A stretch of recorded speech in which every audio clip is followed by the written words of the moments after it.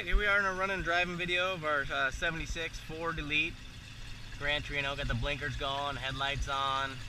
She's been idling for probably a little less than 10 minutes, so gauge is probably just starting to come up.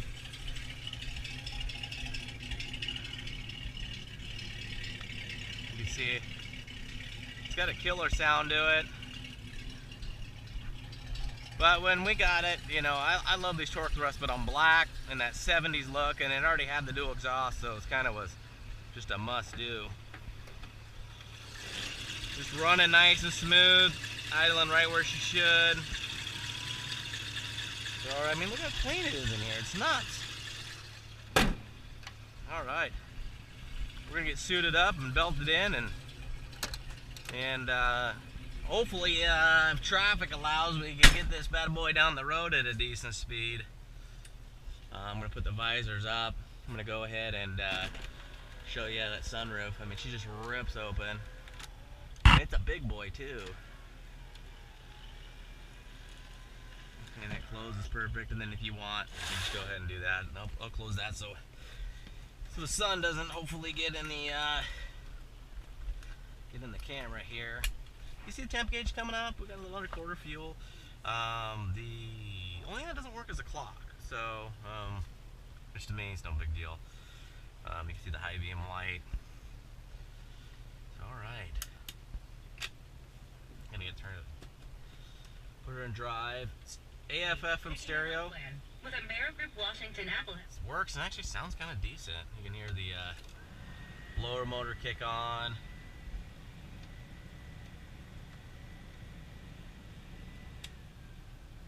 Nice and smooth, all speeds. Alrighty, let's see here. Let's see, we got the wipers. I mean, that's go to low and boom. Alrighty, so we're gonna get going here. And then this baby's got a hood on her. You know, all the doors, I mean, the windows just go down really nice and smooth. I mean, all of them do. Doors lock. Still got the original keys.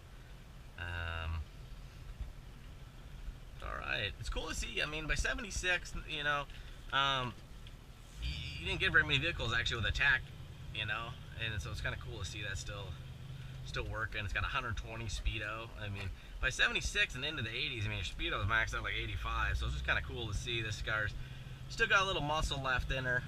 And this is affordable too. I mean, to most people, you know, they consider this a, you know, muscle car. It probably was, you know, I'd kind of consider it as a classic cruiser, but it is a blast to drive. I mean, I had my boy in the back. The only thing that's not the easiest to do is put a car seat in this thing. Just by the way, the seatbelts are designed in the back, but me and my 2-year-old were rolling around on this thing for a couple days, and I mean, with the dual exhaust and sunroof, I mean, he just loved this thing. So I had some fun with it. You know, made sure it was a good car. I've had it out in traffic. I've had it down the freeway. I've had it out a 90-degree day. Performed perfect. No questions, no worries, no surprises. But I mean, look how easy this thing is to drive. I mean, it is like butter. Put the seat back, but I mean, it is just a cruiser. You know, it's kind of a cross. It's like a cruiser / muscle car with the look it's got.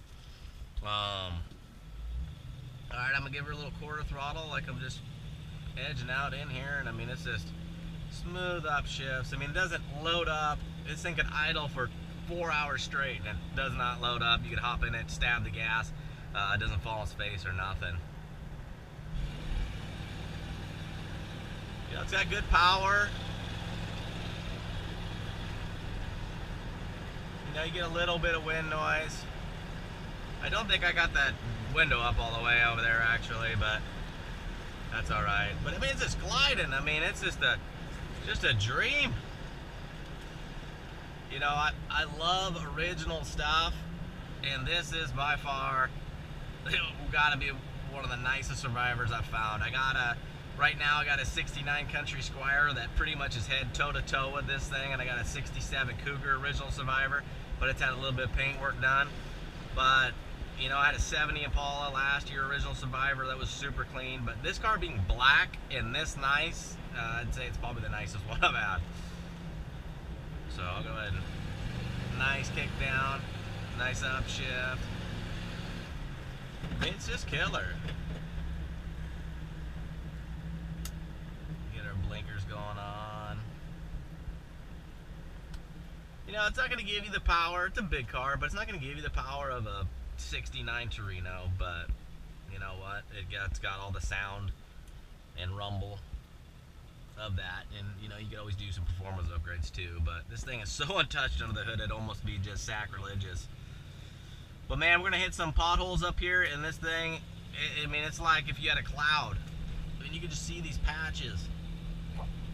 Some potholes right here, and I'm just gonna get in them. I mean, it's just unreal.